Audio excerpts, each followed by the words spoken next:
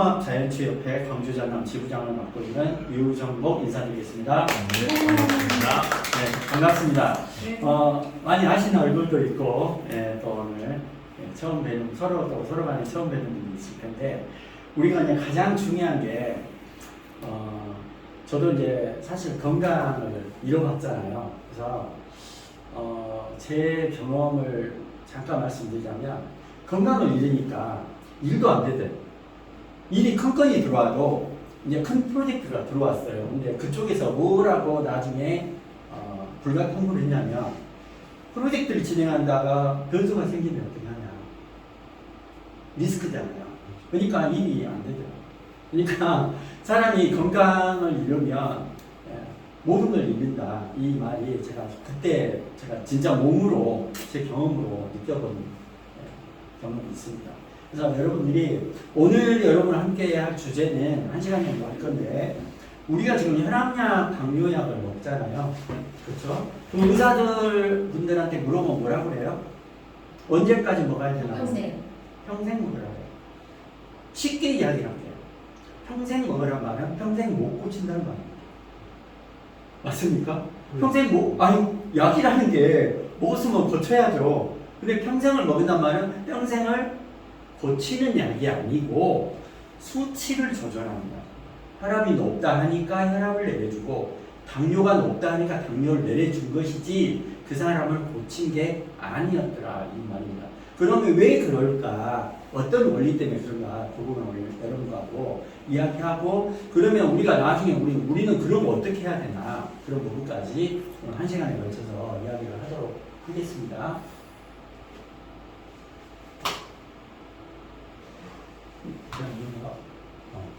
저는 지금 15년째 지금 자연치유를 공부를 하고 있는 저도 학생입니다. 그래서 지금까지 자연치유를 하게 된 것은 내 몸부터 건강해야 되기 때문에, 저도 지금 저도 풀어야 할 숙제들이 있습니다.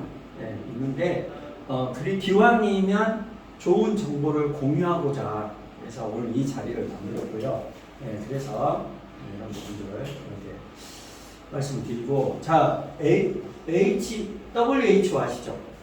세계 보건기구예요.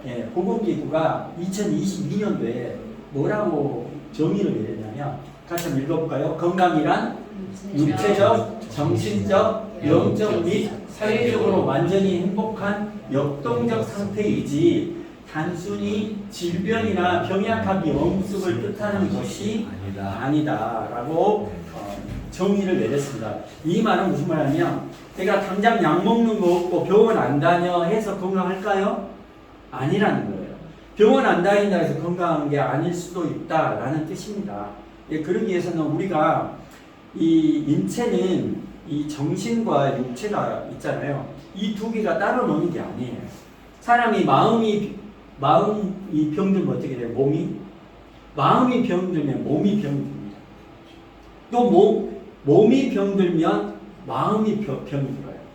이 두 개가 절대적으로 연결이 되어 있다. 그런 부분입니다. 그래서 우리가 쉬운 말로, 옛날 어른들 말에 뭐라고 말해요? 마음 먹기 달려있다. 마음을 뭐 한다고요? 마음도 먹어요. 우리가 음식만 잘 먹을 게 아니라 마음도 잘 먹긴 합니다. 마음도 먹는 겁니다. 이런 부분으로 여러분들이 이해하시면 될 것 같고, 그럼 고혈압의 기준이 뭐냐 도대체. 지금 현재 140 정도, 일기 전담이 140 정도가 넘어가면 그때부터는 고혈압입니다 라고 현재 기준이 내려져 있죠. 지금 현재 우리 기준이 이렇습니다. 그런데 이 기준이 변했다라는 거예요. 1970년대는 180이 고혈압이었어요. 180 이상이. 그 다음에 90년도에는 160이 고혈압이었고요. 2000년대 들어와서는 140이고, 지금 2015년 이후로는 130만 돼서 고혈압입니다. 120에 80이 정상이고, 이거 벗어나면 고혈압이다 라고 합니다. 자, 그러면 이게 지금 이 부분인데, 이게 이제 이 기준을 140에서 130으로 바꾸려고 하고 있어요. 이게 이 고혈압의 기준이 전 세계 기준이 두 군데가 있어요. 미국식 있고 유럽식 있어요. 근데 우리나라는 현재 유럽식을 택하고 있죠. 근데 미국식으로 이제 130으로 가게 되면 어떤 변화가 일어나냐면 멀쩡하던 사람이 이제 고혈압 환자가 되는 거예요. 몇 퍼센트? 이렇게 돼버리면 130으로 적용하면 성인의 49%가 고혈압 환자입니다. 그렇게 돼버리는 거예요. 이렇게. 그래서 130을 80으로 기준을 변경을 한 순간 이제는 전 국민의 49%가 고혈압 시대가 돼버린다. 이런 부분이고, 자 그러면 현재 이게 뭐냐면 고혈압 약의 시장입니다. 시장. 그럼 결국 무슨 말이냐면 고혈압 약의 시장이 2015년 기준으로도 1조가 넘었으니까 지금 현재 최근 자료 2022년 자료를 보니까 2조 5천억입니다. 어마어마한 시장이에요. 자 여기 보시면 이게 기사입니다. 지금 제약회사 이쪽 업계들이 보는 기사거든요. 여기 보면 고혈압 환자 1000만 명 시대가 도래했다. 질병관리청이 발표한 국민건강영양조사에 따르면 2021년 기준으로 우리나라 20세 인구 이상 4,400만 중에 28%에 해당되는 1,230만 가량이 고혈압을 앓고 있는 걸로 추측이 된다. 네, 이렇게 됐고 이제 시장이 성장하면서 지금은 1조 8천억에서 2조를 넘어가고 있습니다. 현재. 이런 부분이다 보니까 이제는 그러면 우리가 뭐를 일반인으로서 좀 우리가 알고는 있어야 되냐? 아, 고혈압이냐? 보면 고혈압의 질병이 어떤 부분의 기준과 그 뒤에 있는 약과의 상관관계가 무관하지 않다. 이런 부분을 우리가 알 수 있습니다. 자, 그러면 도대체 고혈압을 우리가 약을 먹고 있는데 어떤 약들이 있는지 혹시 본인이 고혈압 약 드시고 계십니까? 여기는 안 계신가요? 주변에 약 드시는 분들 있죠? 예. 본인이 무슨 약인지 알고 먹을까요? 의사가 주니까 먹어요, 그냥. 맞죠? 근데 옆에서 가만히 지켜보면 처음에 약이 갈수록 늘어나요, 줄어들어요? 늘어나죠. 늘어납니다. 그 원인을 제가 그 부분 왜 그런지를 설명을 드리겠습니다. 고혈압 약이 크게 5종류가 있어요. 5종류. 이뇨작용을 하는 이게 뭐냐면 쉽게 말하면 풍선이 터질 것 같으니까 바람을 좀 빼면 어떻게 돼요? 압이 떨어지죠. 그러면 고혈압이라는 것은 이 혈관 안에 혈액의 압이 높다는 거잖아요. 혈관의 압력이 높아졌다. 그러니까 풍선으로 말하면 곧 터질 것 같다. 그 상태에서 바람을 빼면 뭐가 돼요? 압이 떨어지는 원리입니다. 그래서 이뇨제를 소변으로 많이, 이제 소변이 사실 우리가 핍니다. 소변을 다시 마시는 요로요법 혹시 아신가요? 자기 소변을 먹어요. 왜냐하면 그게 사실은 피예요. 근데 피는 빨간데 왜 소변을 하얗냐? 적혈구나 이런 게 빠진 상태죠.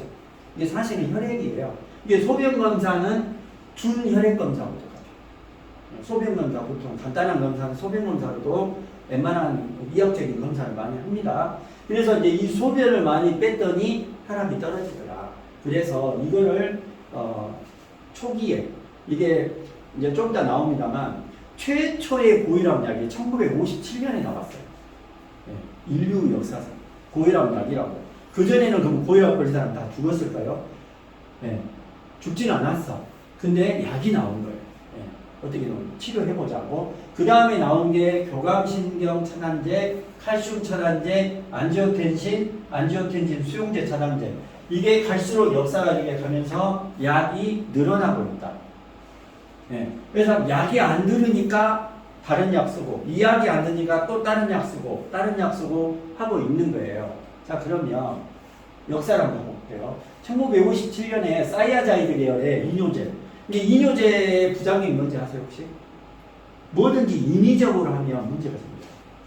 소변이 지가 나갈 때 되면 나가야 되는데, 혈압을 낮추기 위해서 소변을 억지로 빼내는 게 뭐예요? 방광이나 심장에 무리가 갑니다. 갑자기 놀고 있는데 와서 갑자기 막 일을 시키니까 짜증나잖아요. 퇴근했는데 카톡은 어떻게 돼요? 직장 생활을 하고 있는데 퇴근했는데 카톡이 와. 그럼 어째요? 카톡을 보고 싶어요? 짜증나요? 짜증나잖아요. 네, 이런 개념입니다. 그래서 수분을 배출하면서 처음에는 이렇게 갔었는데 이게 잘 안 들어 이제. 그러니까 60년 넘어가는 아드레날린 차단제 뭐냐면 우리가 싸울 때 피텍 팍 쓰죠. 이야 하고 멱살 잡으려고 피텍 쓰잖아요. 그때 나오는 게 뭐예요? 호르몬이 아드레날린, 스트레스 호르몬. 근데 이게 필요해요. 사람이 힘을 쓰거나 이게 그 운동선수들이 뭐 묵상이라든지 막 순간적으로 힘을 써야 하는 사람들이 나중에 그 약물 검사하잖아요. 예, 그런 것들을 지금 하는 것들이 주로 이런 근육에 순간적인 힘을 써야 되는 것들이 아드레날린 호르몬을 주사를 맞거나 그런 비슷한 것들을 먹는다 그래요. 그래서 이제 이 아드레날린이 왜 그냥 심장이 세게 뛰게 하는 거예요. 세게 뛰는 것이 아드레날린이에요. 그러니까 무슨 말이냐면 혈압이 왜 높은가 봤더니 자 여기서 이제 우리가 알아야 될 거 심장의 역할과 콩팥의 역할은 정반대 역할입니다. 이 역할을 동시에 하는 거예요. 심장의 역할은 뭐예요? 어떻게든 피를 뿜어내는 거. 어디까지? 발끝까지. 손끝, 발끝, 모세혈관까지. 아주 그 좁은 실핏줄까지도 피를 집어넣어줘야 되는 게 역할인데 이게 자꾸 오래되다 보니까 찌꺼기가 끼어. 그러니까 좁아져. 이게 좁은 틈새로 넣을 때는 일반적으로 우리 그 꽃밭에 물 줄 때 호스 이렇게 꽉 쥐어짜면 뭐가 돼? 물이 세게 나가잖아요. 멀리 나가잖아요. 그 원리예요. 그러니까 심장이 세게 뛰니까 야 네가 천천히 뛰어야 될 것 같아. 그리고 심장이 세게 뛰고 있는 것을 천천히 일부러 뛰게 만들고 왜 열어요? 좀 시원하네. 괜찮아요. 네. 네. 이렇게 해서 이 부분을 아드레날린 차단제를 그 다음에 나온 약이 이거고요. 그 다음에 뭐가 나오냐면 이것도 이제 약이 잘 안 들으니까 칼슘 채널 차단제가 뭐냐면 심장이 응급조치로 혹시 여러분이 드라마에서 보셨는지 모르는데 심장마비 환자가 오면 심장에다 바로 주사를 놔요. 심장에다 바로 직접 놔요. 그게 뭐냐면 칼슘입니다. 네. 심장이 수축할 때 필요한 동력이 칼슘입니다. 그래서 참고로 나는 뭐죠? 심장이 뛰었다 안 뛰었다는 거. 심부전. 심부전. 심장이 정상적으로 압력 정상적인 이 템포로 뛰어야 되는데 뛰다가 갑자기 잘 안 뛰다가 심부전이잖아요. 이런 분들은 칼슘이 풍부한 물을 드시거나 칼슘을 많이 몸에 자기가 보충을 해주면 조금 도움이 된다는 그런 보고들이 있습니다. 그래서 이게 뭐냐면 심장이 다시 또 세게 뛰는 거예요. 그럼 무슨 말이냐면 이게 심장하고 왜 관계있냐? 심장이 세게 뛰니까 압이 올라가니까 심장을 천천히 뛰려고 아드레날린 차단제를 줬더니 천천히 뛰었더니 다시 이 상황이 나오면 여기서 이제 어떻게 하냐면 심장이 이제 뇌에다 일러요. 왜냐하면 심장은 뭐예요? 심장 피를 받아서 걸르는 게 일이에요. 근데 피가 심장이 천천히 뛰니까 피가 많이 올까요? 적게 올까요? 아니요. 적게 오지. 심장이 천천히 뛰니까 압력이 세게 해서 많은 양이 와야 되는 정상 물량이 안 와. 쉽게 말하면 죽으로 말하면 신랑이 한 달에 300원 갖다 줘야 생활을 해. 근데 신랑이 100만 원만 갖다 줘. 그러다가 나중에 오래되면 어떻게 돼요? 우리 못 살아. 도장 찍어. 이렇게 될 거 아니에요. 그런 것처럼 이 심장은 피를 자기가 받아서 심장이 하루에 뿜어내는 양이 혈액량이 7,000리터 정도 뿜어냅니다. 7,000에서 8,000리터. 근데 심장은 하루에 얼마를 걸러내냐? 1,500리터를 걸러냅니다. 1.5톤 정도 돼요. 거의. 1톤이 얼마나 많은 양입니까? 1.5톤을 거의 걸러내는 거예요. 15,000리터. 네, 그래서 이렇게 걸러내니까, 이제 이걸 걸러냈는데 안 오니까 뭐예요? 야, 피가 도로네? 심장아 좀 나대줘. 더 나한테 피를 많이 줘. 라고 하니까 이거를 천천히 뛰겠더니 얘가 뭐예요? 이제는 다시 또 심장에서 욕을 하니까 또 다시 세게 뛰는 거예요. 그러니까 이제 이거 갖고 안 들으니까 이제 뭐예요? 이제는 칼슘을 공급을 차단하는 거예요. 이해가셨죠? 그러니까 다시 심장이 또 다시 천천히 뛰는 거예요. 이해갔죠? 그 다음에 이 AC 억제되면 안지오텐신이라고 효소가 있어요. 이거는 뭐냐면 혈관을 얘네들이 수축하는 역할을 해요. 이게 혈관을 수축을 해서라도 뭐예요? 심장이 다시 이 수축을 해서 혈관을 수축이 되면 심장이 뭐라 할까요? 야, 혈관이 좁아졌어. 네가 더 빨리 뛰어야 될 것 같아. 그래갖고 이 혈관 수축을 또 이게 이렇게 이야기를 했더니 이제 안 되겠으니까 혈관들이 야, 우리 안 되겠다. 혈관 수축을 해서라도 피를 더 오게 만들자. 라고 하니까 이거를 또 혈관이 수축이 안 되게 혈관을 인위적으로 확장하는 거예요. 인위적으로. 그게 그때 쓰는 게 안지오텐신 효소입니다. 효소. 이 억제제를 또 쓰는 거예요. 그래도 안 되니까 이제 뭐예요? 아예 이 안지오텐신 이걸로도 안 되니까 마지막에 신장이 레닌이라는 물질을 직접 보내버려요. 그러니까 뭐예요? 신장에서 직접 분비를 해버려요. 그러니까 다시 어째요? 심장이 또 다시 세게 뛰는 거예요. 결국에는 이 모든 약의 결국에는 기전이 뭐였냐면 심장과 신장의 서로 간의 역할의 차이였어요. 이제 이거를 그 역할을 서로 이해하지 않은 상태에서 그냥 왜요 혈압을 내려야 된다라는 그 생각 때문에 약이 이론적으로 발달을 해왔다는 거예요. 이게 우리가 먹는 혈압약이 이렇게 구성이 돼 있어요. 그래서 처음에 이거 쓰다가 안 되면 이것도 쓰고, 이것도 쓰고, 이것도 쓰고, 이것도 쓰고, 여기에서 이제 먹는 걸로 안 되면 마지막에 어디 가죠? 마지막에 주사, 인슐린. 인슐린을 직접 완제품을 갖다가 그대로 투입을 하는 겁니다. 아, 혈압에도 당이 아닌 인슐린은 당하고 연결이 되어 있는 건데 혈압도 마찬가지입니다. 이제 혈압도 이제 혈압이 올라가면 이 당하고 혈압은 친척이에요. 그렇죠. 이제 좀 이따 그 왜 그 상관관계가 있는지 또 이따 말씀 좀 드리도록 하겠습니다. 방금 그냥 이런 내용이고요. 자, 그래서 결론은 혈압은 심장과 심장의 기능의 부조화에 의해서 이 혈압이 계속해서 좋아지는 게 아니라 현재 나오는 것은 대증요법. 대증요법이냐 증상에 대처하는 요법을 혈압약과 그래서 혈압약과 당뇨약을 언제까지 먹어야 돼요? 라고 뭐예요? 죽을 때까지 평생 먹어야 된다. 그거는 무슨 말이에요? 병을 고치는 게 아니라 혈압이 높으면 안 될 것 같으니까 우선 혈압을 불을 끄고 보자. 그 다음에 당뇨도 혈당이 높으면 안 되니까 당을 수치를 떨어뜨리고 보자. 이 두 개의 혈압약과 이 당뇨약이 다 이런 기전으로 되어 있다. 그러다 보니까 이 발기부전이나 우울증, 의욕저하는 뭐냐면 이 심장이 아드레날린이라는 호르몬이 아까 흥분을 하는 거잖아요. 이게 우리가 그 순간적으로 근육에 어떤 힘을 써야 될 때 근육으로 혈액이 많은 양이 유입이 돼야 되거든요. 그럴 때 아드레날린 호르몬이 이런 것들을 하는데 자꾸 워워워 누르니까 어떻게 돼요? 나중에는 흥분이 안 되는 거예요. 그리고 의욕이 없는 거예요. 자꾸 워워 야 너 나서지 마. 너 가만히 있어. 그러니까 그렇게 환경에서 어렸을 때 트라우마나 이런 것들이 있으면 아니면 뭐예요? 아빠가 술만 먹고 들어오면 저녁마다 복싱을 해. 이종 역투기를 해버려 갑자기 막 저녁마다 매치가 이어져. 그러면 어째 엄청 불안하잖아요. 어디를 어떻게 할지 모르고 이런 게 되면 결국에는 이런 것들이 쌓이면 이렇게 되잖아요. 그 다음에 그러다 보니까 아무것도 하지 마 가만히 있어 하다 보니까 의욕이 저하가 됩니다.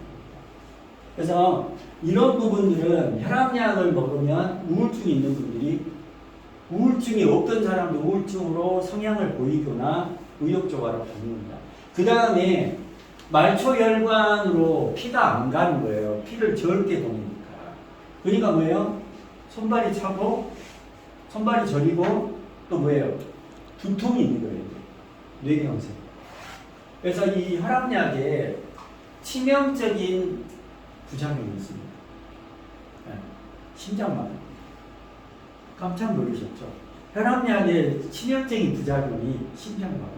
왜냐면 심장을 계속 천천히 뛰라 하니까 난 뛰지 말라는 소린가 보다. 뛰어버려. 그래서 심장이 마비가 되거든요. 근데 그걸 왜 쉬시라고 그러냐? 그거를 떠들어내면 안 되죠.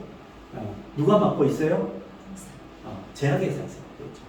의사는 매뉴얼대로 우리 연구 이렇게 다 했어. 그러니까 안전해. 우리가 너희는 처방해. 그러니까 의사들은 뭐예요? 모든 거를 데이터 수치만 갖고 오케이 안전해서 이거 공인해서 인증해 준 거야. 이런 환자에는 뭐 전 단계 1기 고혈압, 2기 고혈압, 3기 고혈압에 매뉴얼이 정해놨어. 이때까지는 몇 밀리그램, 이때까지는 몇 밀리그램, 이때까지는 몇 밀리그램. 이거 안 들으면 추가로 이거 공식화돼 있어요. 이걸 이대로 환자를 치료한다는 과정으로 주는 것 뿐이에요. 근데 이게 결론은 뭐예요? 제일 피가 많이 필요한 게 뭐예요? 뇌. 그래서 약물성 치매라고 요즘 대놓고 이야기를 해요. 근데 그 약물성 치매이지 무슨 약인지 말 안 하잖아요. 그게 고혈압이에요. 그러니까 우리 아버님도 당뇨를 오래 앓으셨어요. 근데 마지막에 치매가 왔는데 뭘로 판정을 받았냐면 약물성 치매.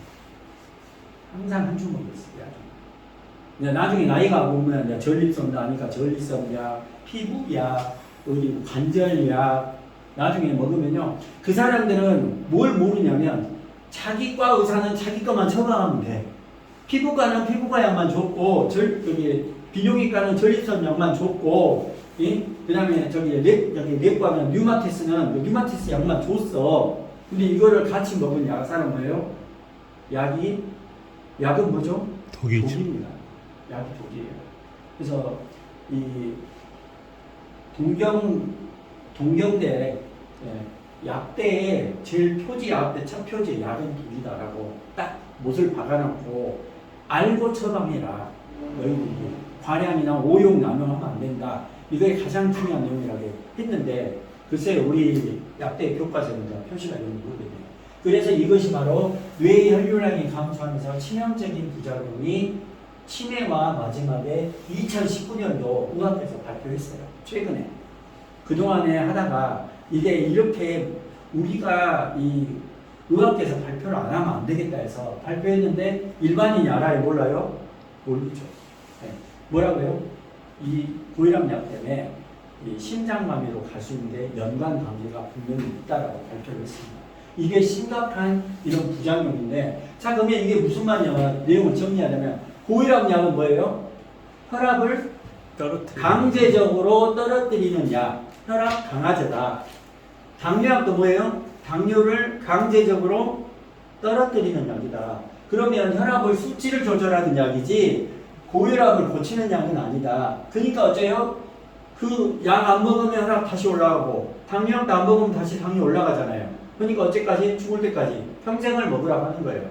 그리고 그러다 보니까 나중에는 고친 게 아닌 상태에서 그 수치만 조절하다 보니까 한쪽에서 몸은 이미 고장이 나고 있는 거죠. 그래서 결국에는 합병증과 부작용으로 결국에는 피해를 보는 당사자보다 나 자신이다.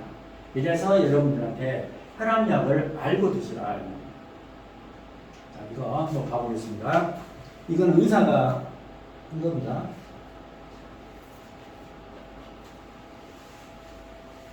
소리가 안 나오니?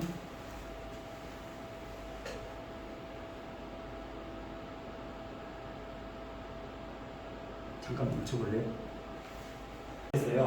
지금 이 사람이 의사예요, 의사. 이 사람이 닥터 조라고 우리나라 의사는 이렇게 말할 수 없죠. 미국에서 현재 하고 있는 한국인이고 의사인데 자기가 이 혈압약에 대해서 이제 양심 비슷하게 이야기를 한 거죠. 그래서 우리 의사쌤은 혈압약 얼마든지 먹어라. 안 먹으면 큰일 난다. 이렇게 이야기를 했다. 이게 혈압약으로만 치료할 생각을 했지 다른 방법으로 혈압을 내릴 생각을 할 필요가 없죠. 그냥 본인의 일이 뭐예요? 의사고 뭘 처방하는 거예요? 약을 처방하는 일이기 때문에 운동하세요, 뭐 이렇게 하세요. 그 해봐야 하나만 하는 소리이기 때문에 안 하고 있는 거고 본인이 이제 근무해서 자기도 급여를 받거나 병원을 운영해야 되면 수익이 발생을 해야 되잖아요. 그렇기 때문에 제약회사를 FDA가 승인했고 또 제약회사에서 이 안정성이 검증이 됐기 때문에 얼마든지 먹어도 괜찮다라고 지금 이렇게 하는 거고 우리는 약을 하루라도 이런 분이 있었대요. 비행기 탔는데 앞에 앉아갖고 계속 가방을 뒤지고 있대요. 비행기 지금 놓치게 생겼는데 왜 그런가 했더니 물어봤더니 혈압약을 놓고 왔다는 거예요. 이거 없이 나는 못 간다. 이거 없으면 난 죽는다. 이런 생각을 하고 있기 때문에 그렇게 했다는 거예요. 그래서 이제 이런 부분들인데 결국엔 혈압약의 부작용들이 생각보다 많고 흔하다. 이런 말씀을 지금 하는 거예요. 이제 역류성 식도염이나 소화불량은 결국에는 혈액순환이 원활하지 않으면 이게 왜 그러냐면 우리가 소화를 할 때 왜 졸리냐면요. 여기에 뇌에 있는 피를 빌려다가 여기서 쓰고 있는 거예요. 그러니까 밥 먹고 나면 졸린 이유가 피가 많이 필요한 거예요. 근데 피가 부족하니까 뭐예요? 소화 기능이 잘 돼야 안 돼요? 안 돼요. 안 되는 거예요. 기름이 부족하면 차가 달릴 수가 없는 거예요. 그러니까 이 심장을 천천히 뛰어서 피를 덜 보내니까 당연히 소화도 불량이 오고 식도염도 오는 거예요. 이렇게 염증이. 그 다음에 근육통이 뭐냐면 근육통도 이 근육에 혈액이 안 가니까 근육이 힘들어하는 거예요. 관절도 마찬가지고. 예. 그 다음에 심부전.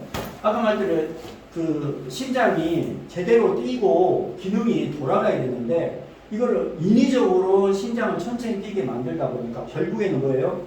나는 뛸 필요 없는가 보다. 그리고 마지막에 스스로 무슨 결정에 심장을 멈춰야겠다 라고 생각을 하는 거예요. 예. 이렇게 돼서 이런 부분인데 이게 주로 블로커라는 게 무슨 말이냐, 뭐든지 차단한다는 거죠. 이게 아드레날린 중에 베타 계열이 있어요. 그래서 베타 차단제라고 불리는 약들이 그거고 이게 ACE 억제제. 예. 어떻게 보면 자기는 스스로 생존하기 위해서 노력하고 있는 거를 계속 혈압을 낮춘다는 명목으로 계속 인위적으로 이렇게 수치 하나 조절하려다가 이제 초간삼강 빈대 하나 잡으려다가 초간삼강 홀랑 튀어온 것처럼 빈대 잡는 것도 중요한데 초간삼강 다 튀어오고 있는 거예요, 사실은. 그래서 이제 이런 부분들이 있고 그 다음에 이 칼슘 차단제도 심장 근육에 필요한 칼슘, 심장이 뛰려면 칼슘이 필요한데 이것도 수용이 안 되게끔 칼슘이 유입이 안 되게끔 인위적으로 막아버려요. 그래서 심장과 혈관을 심장이 천천히 뛰도록 이완을 유도하는 거죠. 이제 이러다 보니까 이런 부분들이 결국에는 내 스스로를 사슬로 묶어서 이렇게 하는, 왜 무엇을 위해서 이런 약들을 썼을까? 오로지 딱 혈압 수치 하나 내리는 거예요. 그래서 인위적이고 이런 것들이 이렇게 진행이 되고 있다. 이런 부분입니다. 자, 그래서 여기까지 이제 설명을 좀 드리고, 자, 그러면 우리가 원인이 뭐였어요? 혈압의 원인은 뭐예요? 결론은 혈관이 좁아졌다. 혈관이 좁아졌다. 그러면 우리는 어떻게 그러면 접근에 풀어가야 되냐면 우리가 등푸른 생선 많이 드시면 됩니다. 오메가3가 풍부하죠. 자, 우리 정장 세탁소 맡긴 뭐예요? 뭘로 세탁? 드라이. 그게 뭐예요? 기름이잖아요.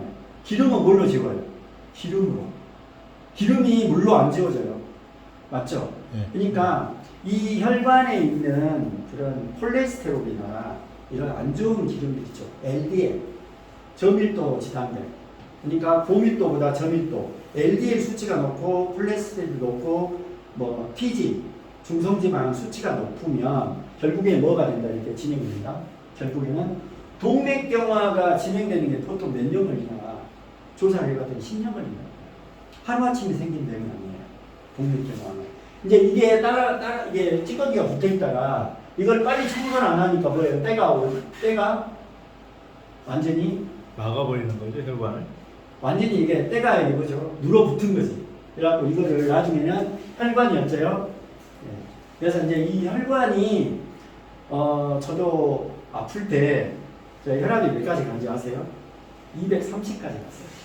죽을까요? 안 죽어요. 단지 위험성은 갖고 있죠. 이게 약한 혈관이 어디서 터지거나 문제가 될 수 있다 이거죠. 특히 관상동맥, 심장의 가장 주 메인도로 고속도로 같은 역할, 관상동맥이 50% 정도에서 60%가 되면 뭐라고 해요? 그거 보고 축상. 협심증이라고 해요. 이게 제대로 기능이 안 들어가니까 심장이 뛰는데 이쪽에 있는 혈관들을 많이 막힌 거야. 이게 동시에 짜준 게 아니라 이쪽은 짜는데 이쪽은 가만히 있어요. 이렇게 뛰는 게 아니라 여기만 뛰는 거지.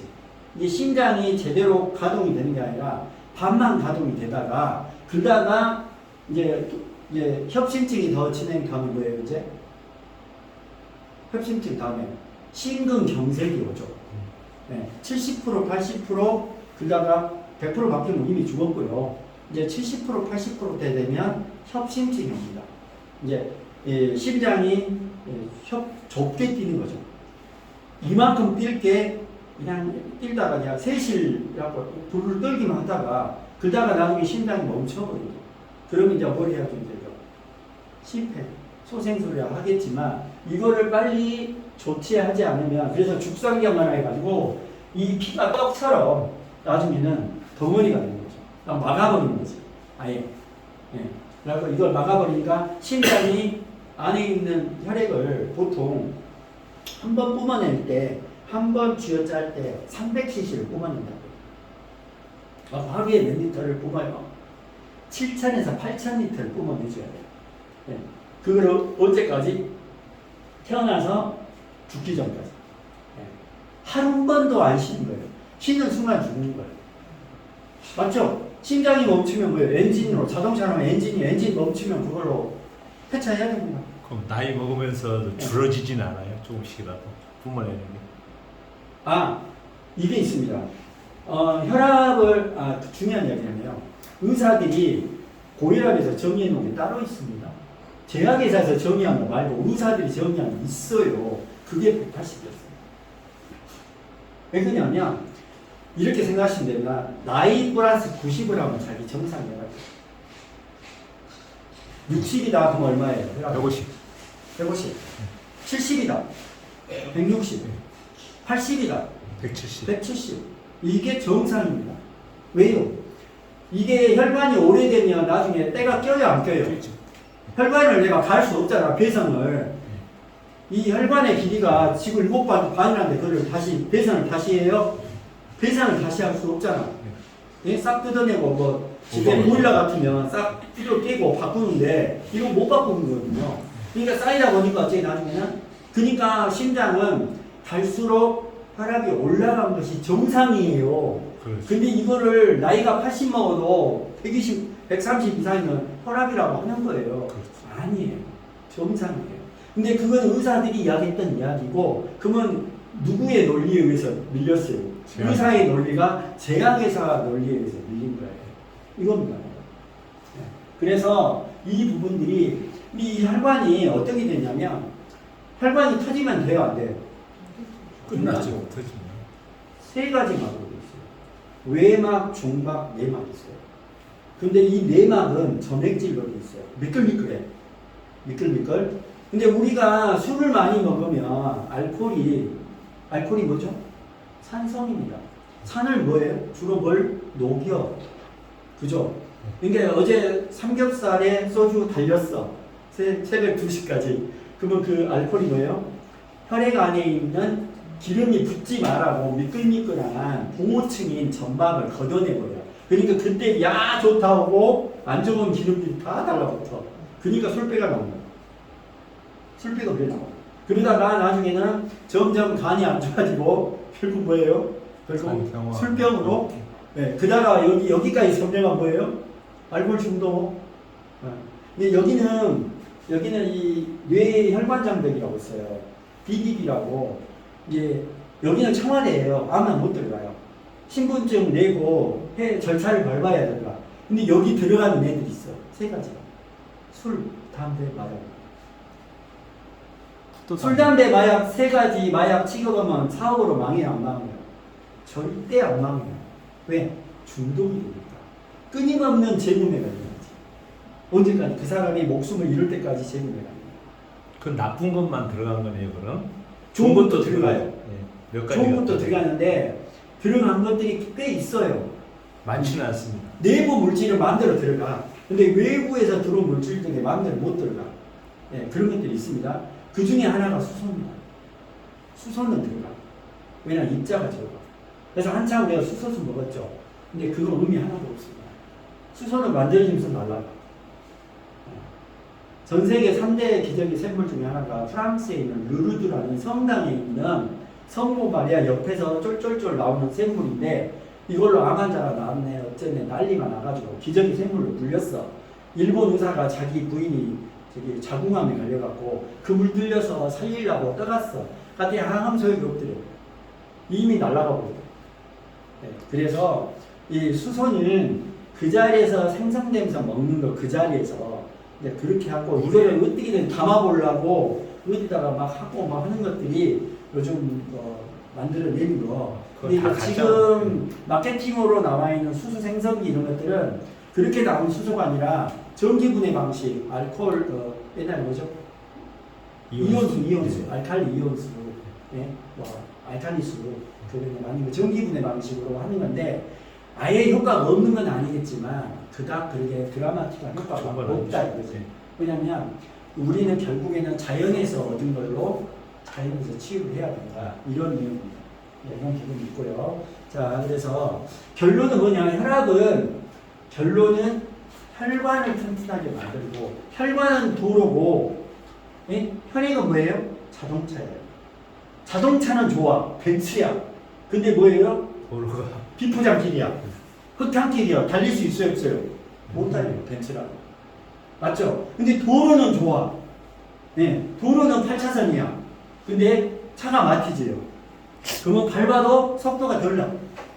그래서 혈액의 상태가 중요하다는 거죠.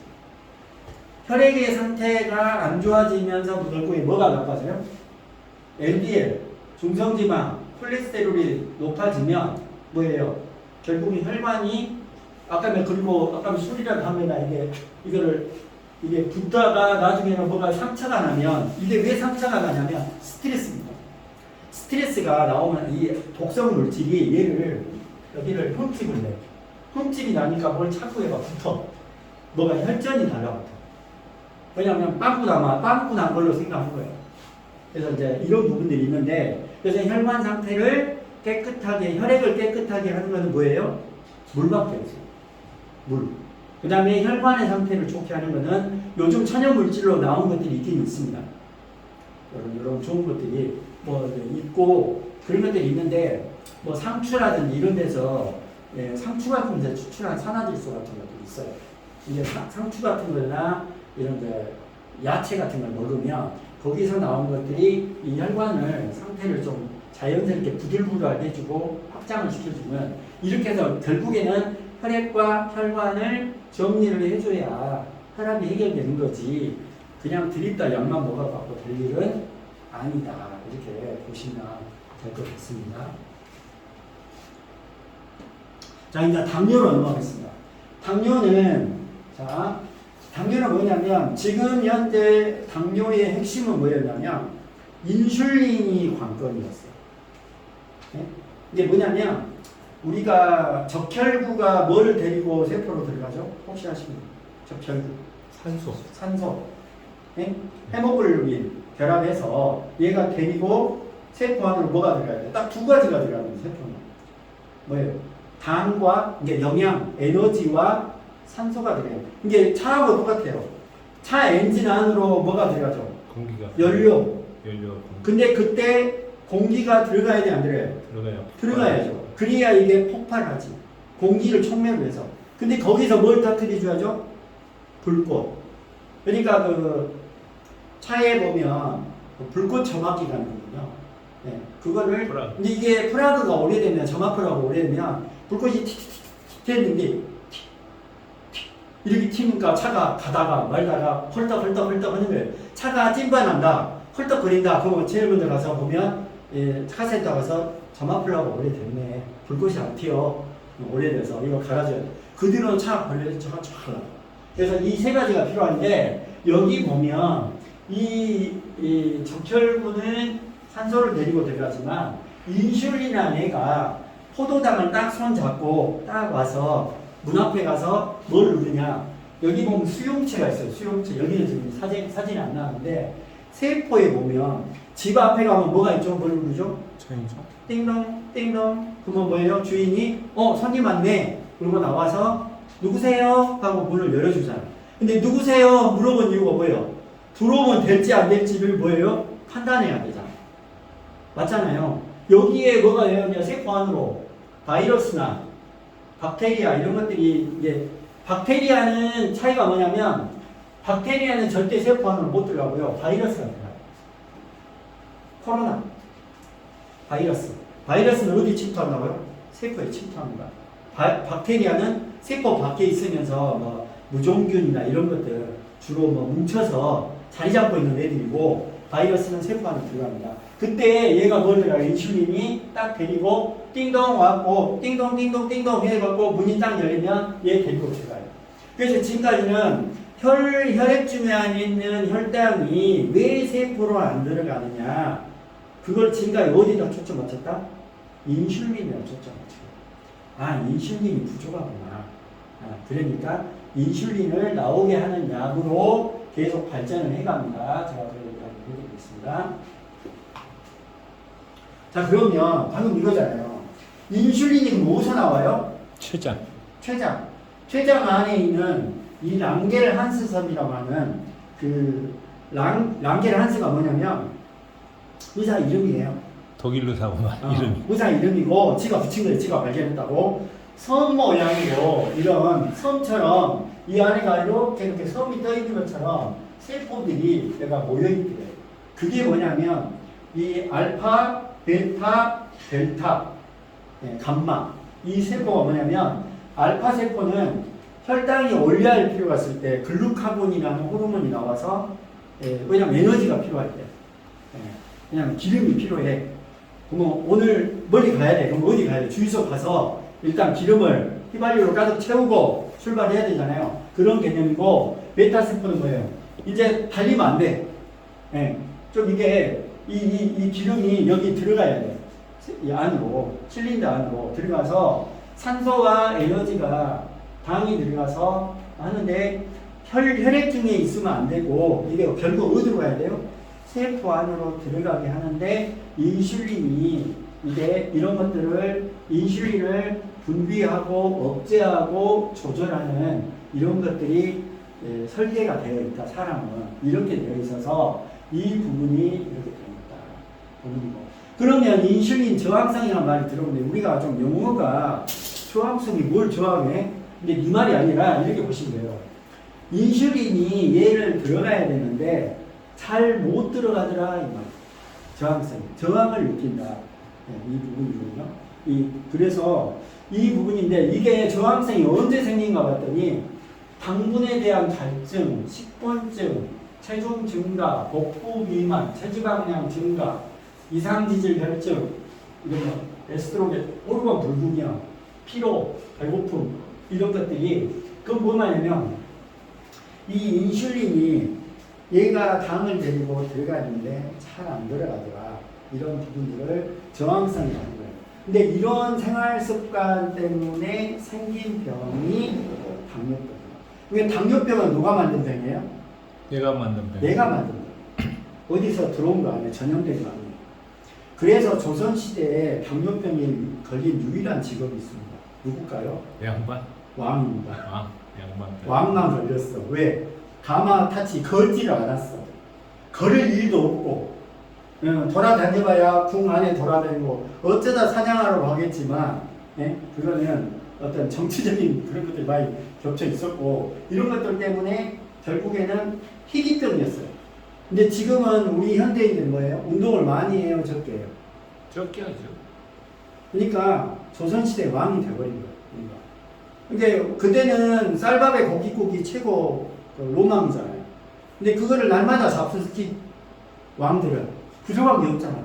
쌀밥에 고깃국.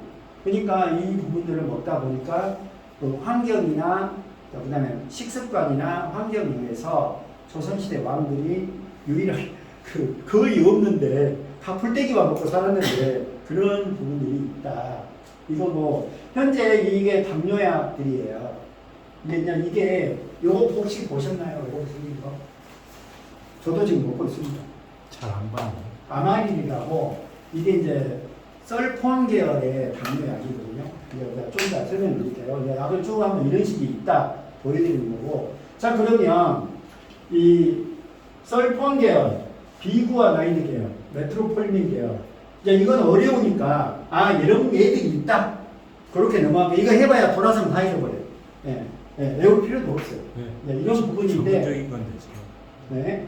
자, 그러면 메트포르민 계열이라고 이게 그 초기나 심하지 않은 당뇨 환자한테 쓰는 약이에요. 이건 뭐냐면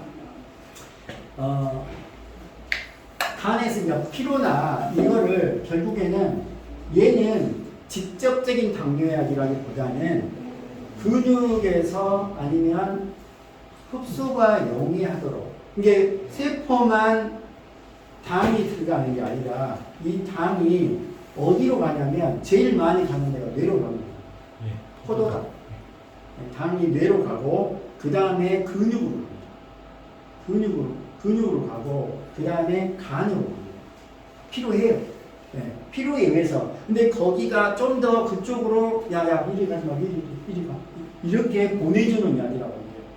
그래서 당이 이런 것은 보통 당이 보통 130에서 200 사이 정도 초기 당뇨, 200까지는 뭐 한 160, 70 정도 됐을 때 많이 이 약을 씁니다. 메트포르민 계열이라고 있어요.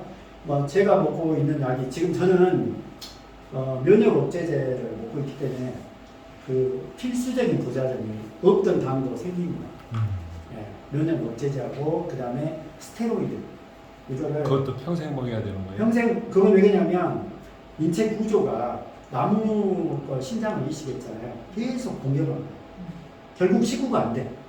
끝까지 죽을 때까지 남이야.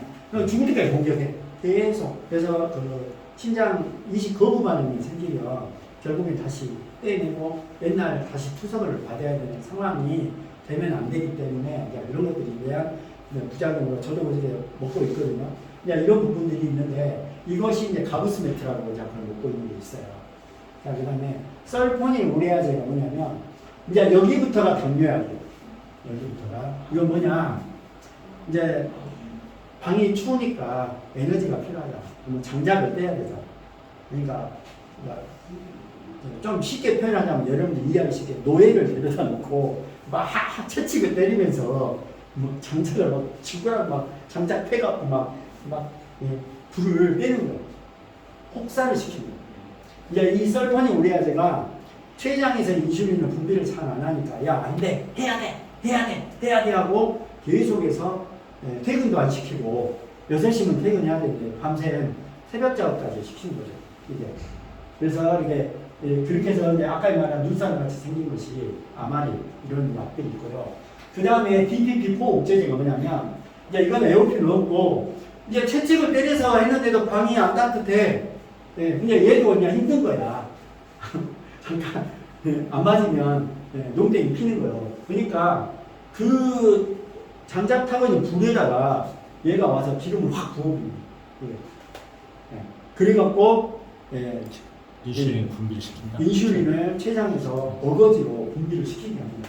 인슐린 분비 축제, 인크레틴 증가 이거를 역할을 하는 거고요. 그 다음에는 SGLT2 억제제라고 이런 거냐면 콩팥에서 신장에서 당을 다시 쓰고 났던 거를 흡수를 하면 얘가 수거를 해가면 혈액 중에 좀 해갖고 이걸 수거를 해서 소변으로 얘를 빨리빨리 밖으로 빨리 안 돼. 빨리빨리 내보내야 돼. 그래가지고 원래 내보낸 양이 있는데 얘가 이거를 약을 써가지고 막 저기 있는 애까지도 군대 안 가도 되는 애들까지 막 진짜 16살 넘기까지 이게 싸잡아가지고 이리가 늙어 나가야 돼. 빨리빨리 나가. 그리고 보내는 거예요. 그래갖고 이제 이렇게 하다가 이게 1단계, 2단계, 3단계, 4단계인데요. 의사를 잘 만나야 돼. 이 당뇨약이 종류가 너무 많아요. 당뇨약이 혈압약도 마찬가지로 당뇨약도 1단계부터 있어요. 1단계. 아주 약한 약. 근데 어떤 의사는 1단계부터 안 써. 4단계부터 써. 그러면 그 사람은 출발점이 4단계부터 출발합니다. 그다가 10단계까지 가도 안 된다. 그럼 마지막 뭐예요? 주사를 하죠. 인슐린 주사를 맞이할 사람이 있습니다. 일형당은 약 5%밖에 안 됩니다. 태어날 때부터 췌장이 안 좋아. 인슐린을 생산할지를 몰라. 그러니까 뭐예요? 어쩔 수 없이 공급을 해줘야 돼. 이런 사람은 인슐린을 주사를 맞아야죠. 네. 왜냐하면 그게 안 되면 안 되니까. 네. 근데 나머지 우리 성인 당뇨, 2형 당뇨는 이걸로 이거 다 했는데 안 되니까 뭐예요? 경구 투여로는 안 된다. 약으로 안 된다. 뭐예요? 결국 주사를 인슐린을 해서 주사 많이 맞을 때 몇 단이 맞습니까? 네, 저는 5단이 맞습니다. 6단이 맞습니다. 여기 있거든요. 네, 그게 단이라고 표현하더라고요. 이런 부분들을 맞는다. 자, 그러면 당뇨약으로 인해서 오는 부작용들이 많습니다. 네. 자, 일단은 뭐냐면 이 체중이 부종이나 저혈당이나 이게 당뇨가 오를 때도 있고 떨어질 때가 있는데 오늘은 그렇게 혈당이 높은 음식을 안 먹었는데도 약은 똑같잖아요. 그럼 그건 뭐가 와요? 저혈당이죠. 저혈당이 오니까 뭐예요? 또 허겁지겁 뭐 사탕도 먹고 뭣도 먹고 하니까 또 갑자기 또 고혈당을 하고 이게 저혈당하고 고혈당을 막 널뛰기를 하는 거예요. 그러면 이제 인체는 뭐예요? 어느 장단에 춤 맞추라고 나보고 어쩌란 소리야. 나 뭐 힘들어. 이렇게는 못해. 그런 거예요. 몸이 망가지는 거죠. 그 다음에 관절도 마찬가지입니다. 이것도 이 혈압약과 당뇨약을 동시 복용하는 사람들은 관절통으로 올 확률이 훨씬 높죠. 그란에도 피도 안 좋은데 피도 안 가. 딱 그거예요. 그란에도 피가 안 좋은데 피가 끈적끈적 안 좋은데 피도 안 가. 네, 그러면 더 신체는 망가지게 됩니다. 아까 이것도 마찬가지입니다. 네? 당뇨는 뭐예요? 당뇨는 꿀처럼 끈적끈적한 피잖아요. 점도가 높은 거. 그러니까 원활하게 못 가죠. 그러니까 원활하게 못 가는데 위쪽으로 못 가는 걸 소화하면 안 되는 거예요. 네? 그러니까 인체는 이등하게 혈액이 안 가는 곳에는 반드시 문제가 생깁니다. 혈액순환이 안 되는 거. 손끝 안 가면 손발이 여리고 또 수족냉증이 오고 머리로 안 가면 두통이 와요. 그러니까 두통의 종류가 너무 많지만 대부분 저혈압 있는 사람도 두통이 많습니다. 피가 없어. 거기까지 갈 피가 없어. 갈 피가. 여기 눈 까고 말아야 돼. 여기가 하얀 사람이 있어. 여기가 꼬막처럼 피고막처럼 빨개야 되잖아요.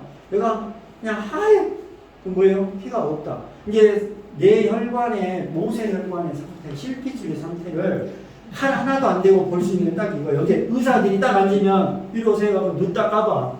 아, 그럼 이 사람이 혈관 상태하고 혈액 상태를 알 수가 있어요. 네. 이거 내가 거울 보고 보면 되겠죠? 아, 내가 피가 부족하구나. 손영수치라고 그런 분들이 계셔요. 네. 피가 부족해. 평생 피가 부족해. 네. 그래서 이런 부분이 있고, 그 다음에 이것도 마찬가지입니다. 피가 끈적끈적하니까 심장 쪽으로 이런 부분들이 잘 안 가잖아요. 근데 이제 이거를 인위적으로 자꾸 손을 대다 보니까 여기가 자연적인 조화에 의해서 움직인다 보니까 결국에는 이런 부작용도 결국엔 생기는 이유가 인위적으로 진행을 하다 보니까 이게 자연적인 흐름에 의해서 되는 게 아니다 보니까. 자, 그러면 자, 당뇨의 결국에는 뭐가 원인이었냐? 지금 이제 밝혀져 있죠. 근데 지금도 약을 쓰고는 있죠. 이 인슐린 수용체가 여기 보면 세포가 있는데 여기 보면 초인종 같은 게 달려 있습니다. 리셉터라고 해요. 수용체. 딱 왔는데 띵동 띵동 누르면 주인이 있단 거래요. 누구세요? 그리고 들어와도 될지 안 될지 뭐예요? 분석하고 네 들어오세요. 그게 이제 똑같아요. 근데 이제 이게 왜 그런가 봤더니 초인종이가 고기를 많이 먹고 중성지방, 예? 그 다음에 콜레스테롤, 그 다음에 LDL, 저지방, 저밀도 지단백이 떡칠이 돼 있어. 구리스가. 근데 이게 초인종이가 기름이 범벅이니까 누르니까 소리가 나요, 안 나요? 그냥 누르고 있지 소리가 안 나. 그럼 뭔지를 몰라. 인슐린이 왔어. 그러니까 뭐라 했어요? 인슐린이 문제인 줄 알았더니 알고 보니까 세포가 문제가 있더라. 그걸 보고 뭐라냐? 인슐린 저항성이야. 인슐린 문제가 아니라 세포가 문제가 있는 거예요. 세포가. 이 위에 세포가 문제가 있는가 봤더니 주로 육류나 기름기를 많이 섭취한 사람들은 이렇게 되더라. 이런 부분이 있고요. 그 다음 두 번째는 당을 쓸 일이 없어. 이제 차를 뽑았는데 6개월 동안 주차장에 박아놨어. 나갈 일이 없어. 그러니까 차를 쓸 일이 있어요, 없어요? 쓸 일이 없지. 주유소를 갈 일이 없어. 그리고 기름이 필요 없어. 그럼 뭐예요? 운동부족. 네. 그러니까 뭐 이제 저도 지금 계속 노력을 하고 있는데 쉽지 않더라고요. 이 허벅지 근육 있잖아요. 옛말에 허벅지 튼튼한 사람을 신랑으로 데리고 와야 잘 산다. 실제로 맞습니다.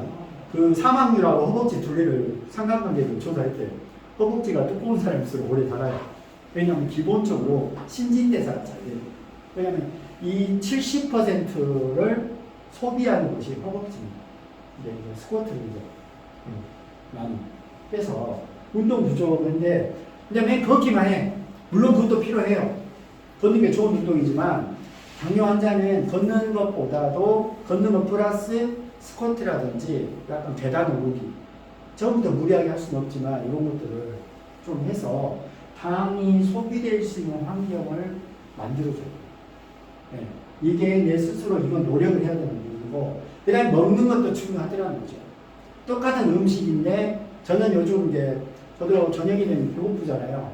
그럼 저는 요즘은 뭘 먹냐? 두부. 두부는 뭐예요? 탄수화물이 아니죠. 단백질이죠. 그 다음에 삶은 계란. 나 도저히 배가 고파서 잠이 안 온다. 미치겠다. 그러면 빨리 계란 2개를 삶습니다. 그거는 당이 1도 안 올라. 1도 안 올라. 그 다음에 면을 꼭 먹어야 된다면 메밀을 먹죠. 면을 꼭 먹어야 된다. 면도 탄수화물입니다. 그 다음에 제일 안 먹어야 될 거. 다 잘해놓고 카페 가서 주스 마셔버려. 하루 내내 헛짓을 하고. 그거는 과당인데 액상 과당은요. 혈당 바로 직격으로 100이 올라갑니다. 200에서 300으로 바로 수직 상승이에요. 그게 왜냐면 엄청난 게 과당입니다. 설탕으로 이만한 고기 그릇으로 주스 한 잔이 고기 그릇 하나에 설탕을 다 마시는 거 똑같고 그 다음에 흰쌀밥. 근데 500식품을 안 넣어야겠죠. 500식품 아시죠? 네. 흰쌀밥 또 밀가루. 흰밀가루 또 흰설탕 또 정제염 흰소금 그죠? 또 하나 뭐 있는데? 미원. 미원 말고 또 있었는데 하여튼 5가지 예? 밀가루 했어요. 백색에 미원도 들어갔었어요. 여기 보면 이제 요즘 GI 지수라 해서 그 당 지수가 높은 음식 있고 낮은 음식이 있어요. 그런 것들인데 특히 이제 식이섬유가 좀 풍부한 음식이라든지 또 양배추 살짝 데쳐서 마찰해 보면 힘이 엄청 많거든요. 그러면 당이 막 분비돼갖고 막 혈당들이 춤을 출 때 한 번에 쏟아져 나오면 감당이 안 되잖아요. 식이섬유가 풍부한 음식을 같이 먹으면 혈당이 한 번에 쏟아지는 게 아니라 조금 나옵니다. 이게 무슨 말이냐면 유원재 화장실이 10칸 있어. 근데 이제 축제를 해. 한 2만 명 왔어 지금 축제장에. 근데 화장실 10개 있어. 그러면 이제 줄이 어떻게 서 있어요? 막 쫙 늘어서 있잖아요. 근데 이제 2개가 이제 보장이 났네. 10개 중에. 그럼 거기는 화장실 옆에다가 고장 써놨어. 그러면 나머지 어디로 가야 돼? 그 줄이 이쪽으로 가야 되잖아요. 이해가시죠? 그래서 그 문 역할이 세포예요.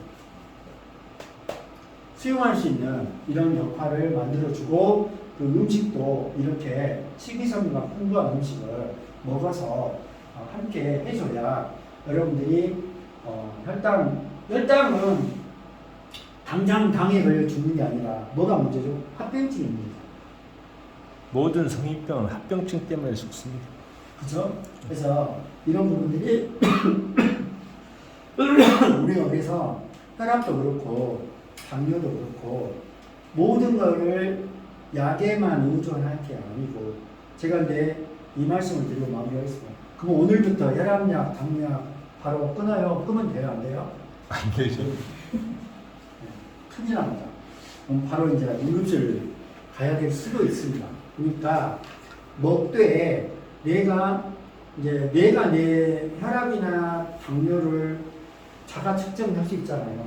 제가 보니까 아니 인자는 약을 먹었더니 옛날에는 이 혈당이 안 돼. 뚝 떨어져서 저혈당이 올 것 같네. 그러면 의사하고 상담하면 의사도 알아요.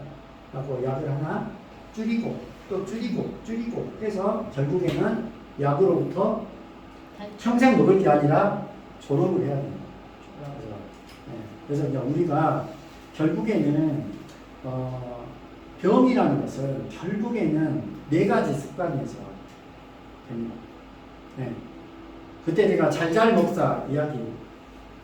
잘 먹고 잘 싸고 잘 자고 뭐 그 얘기. 한번 따라해볼까요? 아, 네, 사람이 알겠습니다. 건강하려면 잘 먹사. 잘 먹고 놀사. 예? 잘 먹고 이게 잘 자고 잘 싸고 잘 싸고 아니 잘 먹고 잘 싸고 잘 잘 싸고. 놀고 먹사 놀자. 잘 먹고 잘 싸고 그다음에 잘 놀고 잘 자고 이 4가지를 하면 되는데 이거를 내 습관이니까 식습관, 운동습관, 그다음에 생활습관 이 습관에 의해서 오는 게 바로 성인병이다. 성인병은 만성병이다. 갑자기 오늘 교통사고 가서 갈비뼈 부러지고 폐를 찔렀는데 그럼 어디 가요? 병원 가야죠. 거기서 침 맞고 있겠어요. 그러니까 급성질환은 병원이 훨씬 이득이고요. 만성질환은 내가 만든 병이니까 내 스스로 잘 조절해서 스스로 건강한 상태를 만들면 우리가 더 건강한 생활을 누릴 수 있을 것 같습니다. 이상 마치도록 하겠습니다.